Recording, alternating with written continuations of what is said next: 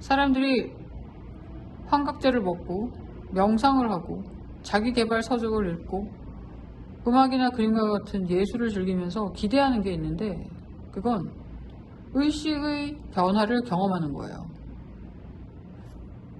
이 변성의식에 대한 기록은 꽤 오래전부터 나타나요. 의식 변화를 경험하고자 하는 욕구는 인간에게 있어서 거의 본능에 가까운 것처럼 보여지는데, 이런 현상은 인간에게만 보여지는 건 아니더라고요. 그 토론토 대학 교수인 존 벌베키라는 분이 칼레도니안 까마귀인가? 그러던가? 이름이 잘 기억이 안 나는데, 그 까마귀가 혼자 지붕에 머리를 부딪힌대요. 아무 이유 없이요. 그냥 머리를 부딪혔을 때 이 어지러움을 느끼기 위해서 그런다고 합니다. 그 기분을 즐기기 위해서.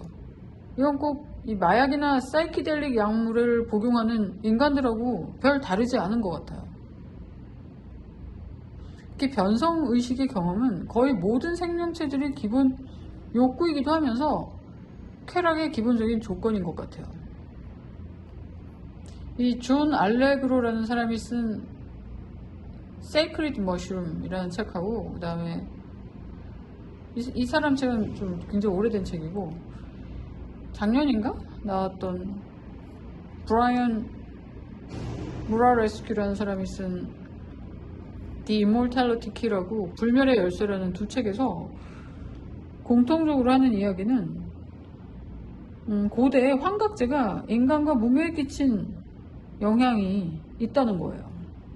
뭐 이게 사실인지 아닌지 제가 굉장히 너무 단순화해서 지금 말씀을 드리고 있는데, 이 책의 내용을 설명하려고 하는 건 아니기 때문에 넘어가겠습니다. 아무튼 이게 사실인지 아닌지는 사실 중요하지 않아요. 중요한 점은 이 환각제에 대한 서사를 만들어주고 있다는 걸로 충분하다고 생각을 해요. 이러한 서사적인 바탕과 함께 요즘 이 사이키델릭 약물들이 양지로 나오려고 하고 있거든요. 실제로 이런 환각제를 잘 사용을 하면 뭐 실로사이빈이라든가 뭐 DMT라든가 이런 걸 잘 사용을 하면은 담배도 금방 끊을 수 있고 술, 약물 중독도 치료할 수 있고 그렇대요.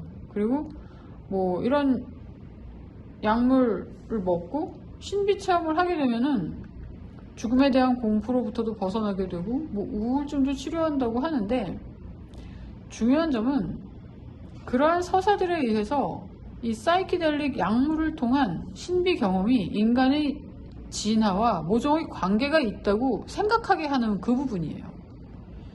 이 환각제에 의한 의식 확장은 제가 관찰한 의식의 진화 방향하고 전혀 정반대에 있거든요.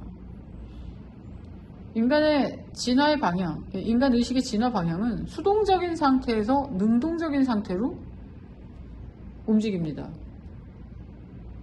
근데 환각제에 의지한다는 것 자체가 인간을 수동적으로 만드는 거잖아요. 인간은 능동적으로 사유할 수 있는 존재거든요.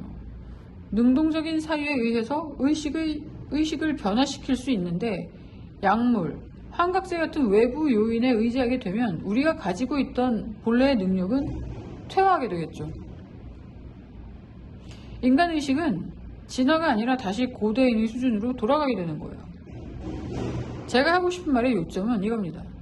의식 변화, 변성의식 체험은 논리적인 사유로 가능하다는 거예요. 그리고 그렇게 능동적이고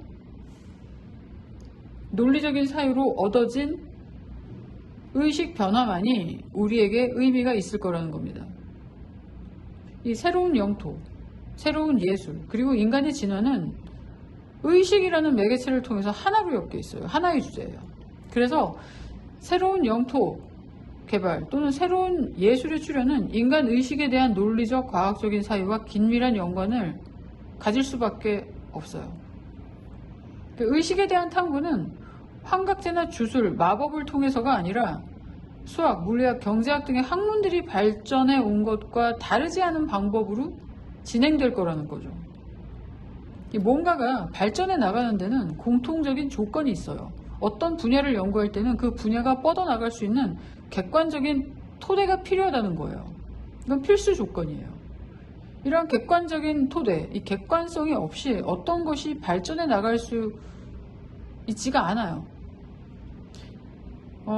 저번에 이야기를 몇 번 한 것 같은데 이 발전이라는 거는 결국 변화를 의미하고 변화라는 거는 운동이라는 의미를 또 갖고 있잖아요.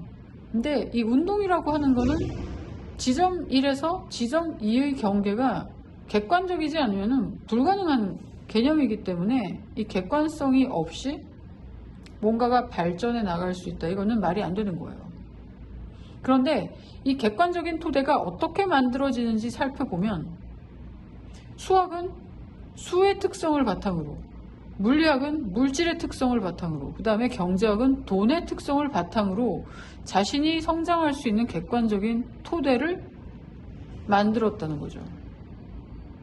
수의 특성, 물질의 특성, 돈의 특성이 뭐겠어요? 결국 이거는 숫자나 물질이나 돈이 가진 아주 기초적인, 더 이상 나누어질 수 없는 근원적인 바탕 개념들인 거죠. 이러한 바탕 개념들을 모아서 구축된 논리적인 토대를 기반으로 결국에는 자신의 특성을 드러내는 객관적인 경계가 만들어지는 거죠. 객관적인 학문의 경계가 만들어지고 그러는 거죠.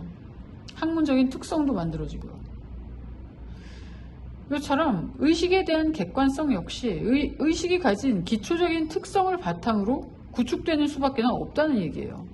외부에서 주어질 수는 없다는 거죠. 보이지 않아서 주관적인 영역으로 간주되던 의식 역시 다른 모든 것들이 자신의 객관적인 경계를 만드는 방식을 사용을 해서 객관적인 토대가 만들어집니다. 저번 영상에서 제가 설명하고 소개해드렸던 함명구조, 소개했던 함명구조, 그 다음에 이중오각형 구조가 그 준비 작업인 거예요. 이 구조들이 어디서 시작해요? 공에 대한 인식으로부터 시작하잖아요. 예, 의식의 특성은 공이에요. 공의 특성을 바탕으로, 공이라는 특성을 바탕으로 객관 인식 경계가 만들어져요. 그리고 객관 인식 경계는 공이라는 특성을 갖게 돼요. 지금 이 개념은 지금 당장 이해가 될 거라고는 생각을 저도 하지 않아요. 이야기가 좀 어려울 거예요. 왜냐하면은 또 이렇게 그 전에 이해될 개념들이 좀 있어서요. 이거는 이제 코드에 대한 설명을 할 때 자세히 할 텐데, 그리고 제가 그래도 말을 하는 이유는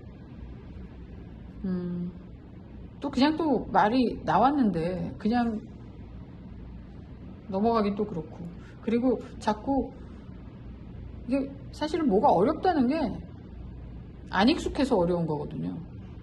그래서 좀 반복을 할 생각으로 제가 지금 시원하게 이해를 하도록 만들어 드릴 수는 없지만 그래도 말을 하겠습니다. 예. 결국 의식의 특성은 공인데, 공의 특성을 바탕으로 객관의식, 인식 경계가 만들어지고, 그래서 이 객관인식 경계는 공이라는 특성을 또 갖게 되고 그래요. 이 공을 공하다고 지시하게 되면 더 이상 공하지 않게 된다고 말씀드렸잖아요.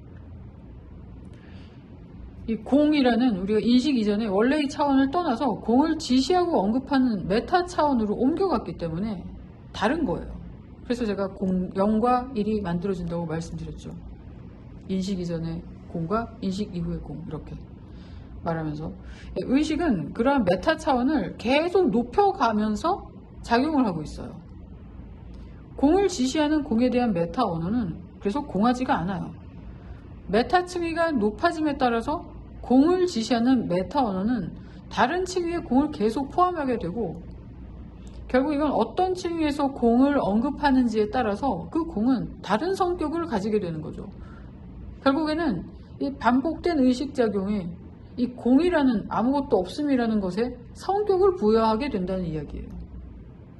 객관의식의 지시 대상, 즉 인식한 대상이 공이라서 의식작용은 순수한 궤적만을 보여줄 뿐이고, 우리 뭐 세상에 존재하는 뭐 컵, 딸기, 사과, 사람 뭐 이런 어떠한 대상도 언급하지 않아요. 그래서 어떤 특정 존재가 가진 사과, 볼펜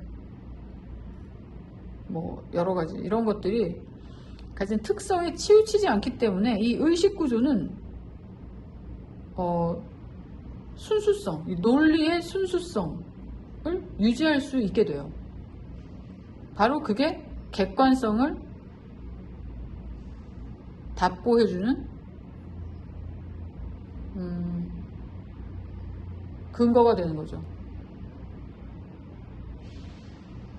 이 새로운 영토와 예술은 이렇게 의식의 특성, 이 공이라는 걸 바탕으로 만들어진 코드에 의해서 객관적으로 존재하게 될 예정이에요. 네. 제가 이 코드 얘기를 중간중간 하면서 코드에 대한 설명을 바로 들어가지 않는 이유는 제가 옛날에 한번 책을 낸 적이 있어요. 그때 그 책은 그냥 이런 얘기 다 적고 그냥 어떻게 코드가 만들어져서 나왔고 이 코드는 뭐다라고 한 거에 대한 책이었는데 그거는 그렇게 하니까 이제 일단 그렇게 하니까 사람들이 이게 도대체 뭐에 관한 얘기인지 주변 얘기가 없으니까 너무 이해하기 어렵다고 하더라고요. 그래서 지금은 그 코드를 설명하기 전에 그 코드를 이해할 수 있는 기본 개념들을 지금 쭉 깔아 놓는 건데 아무튼 저는 그렇습니다. 예. 아무튼 그래서 이 새로운 영토와 예술은 이렇게 의식의 특징을 바탕으로 만들어진 코드에 의해서 이제 객관적으로 존재하게 될 예정이고요. 새로운 영토와 새로운 예술의 세계는 그래서 이게 어떤 세계냐면은 순수 논리가 존재하는 로고스의 세계라고 보시면 됩니다. 이제 오늘은 여기까지 하고 다음 얘기를 이어가겠습니다.